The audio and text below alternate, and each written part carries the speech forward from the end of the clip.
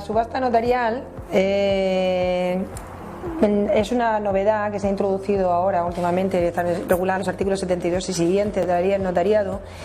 y hay que tener en cuenta que solamente constituye una subasta notarial la subasta que va supervisada en todo tiempo por el notario. O sea que desde el principio hasta el final es el notario el que dirige la subasta y esta se realiza a través del portal de subastas del Boletín Oficial del Estado. Lo digo porque se están anunciando como subastas notariales subastas que en realidad no lo son, en las que se están haciéndose por entidades privadas a través de sus propias web y donde la intervención del notario se limita a protocolizar el resultado de la subasta. Esas subastas no son notariales, solamente son notariales las que se realizan a través del portal de subastas del Boletín Oficial del Estado y con el control del notario. Las subastas notariales se pueden venir motivadas por un expediente administrativo o judicial o, por ejemplo, por el cumplimiento de un contrato, porque le hayan pactado las partes que se subaste, o a requerimiento de un particular que quiere vender su vivienda y que solicita a un notario que se transmita. Entonces, respecto a estas últimas, el promotor de la subasta puede elegir el notario que quiera,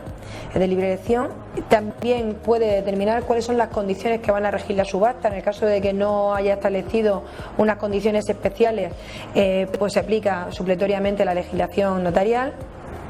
Y comienzan con un requerimiento que se hace al notario. Entonces, en el requerimiento, el particular pues hace constar cuáles son sus datos personales, cuáles son los datos del inmueble que quiere subastar,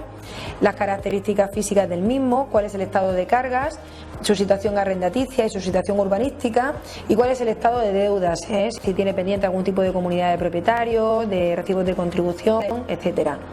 Entonces el notario también tiene que hacer constar cuál es la situación catastral, porque por ejemplo si no estuviera coordinada adecuadamente en el catastro, pues lo debe mencionar, y cuál es el precio de salida por el que quiere subastarla. El notario, antes de iniciar el expediente y sobre todo justo antes de empezar la subasta, pues va a consultar el registro público concursal para comprobar si la persona, el promotor del expediente, el que quiere vender, está en situación de concurso de acreedores o no, para ver si hay alguna limitación para que pueda vender. Luego también hace una consulta al registro de la propiedad, solicita una certificación de dominio y cargas para comprobar cuál es la situación registral del inmueble y lo comunica también al portal de subastas, porque el portal de subastas lo que hace entonces es asignarle una dirección de correo electrónico a través de la cual se va a articular las pujas y el mecanismo de la subasta.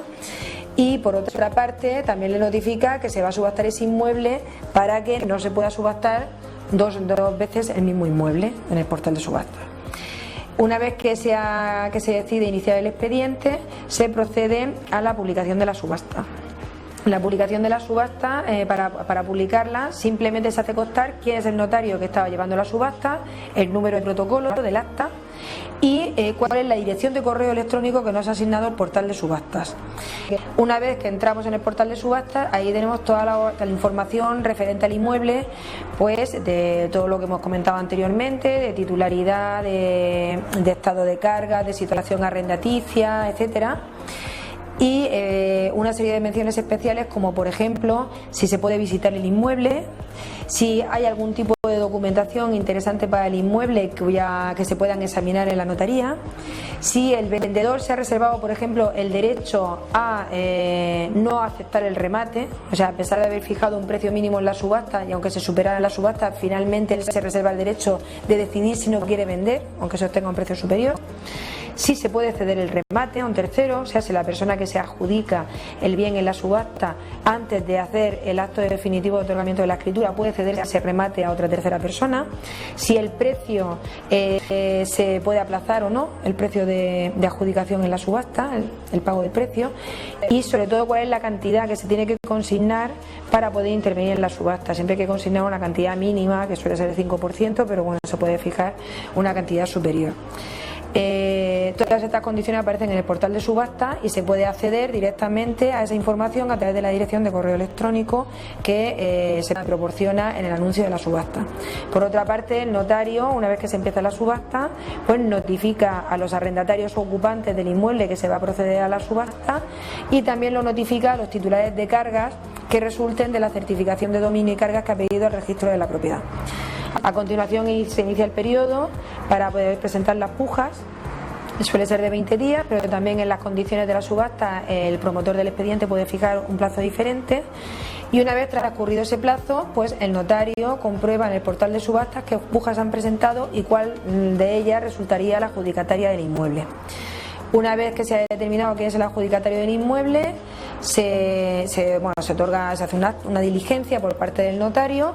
y se da un plazo para pagar el resto del precio, a no ser que haya habido un aplazamiento. Sí, y siempre y cuando el propietario haya aceptado la puja, si es que se hubiera reservado el derecho a no aceptarla. Si transcurrido el plazo correspondiente no se ha pagado el precio, se va al siguiente postor. Si se ha pagado el precio, pues ya se extiende una diligencia de finalización de la subasta con adjudicación del inmueble al rematante que ha satisfecho el precio en la totalidad.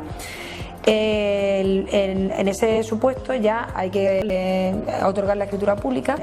de venta por el promotor del expediente y el adjudicatario. Si se otorga la escritura pública, ningún problema, pero si no se adjudica, si no se otorga, el acta de adjudicación en la subasta constituye título suficiente para que el adjudicatario pueda acudir al juzgado y exigir que se otorgue escritura pública a su favor, y entonces se entendería, suple el consentimiento del vendedor. El promotor del expediente no hace falta que firme si así lo dice la autoridad judicial.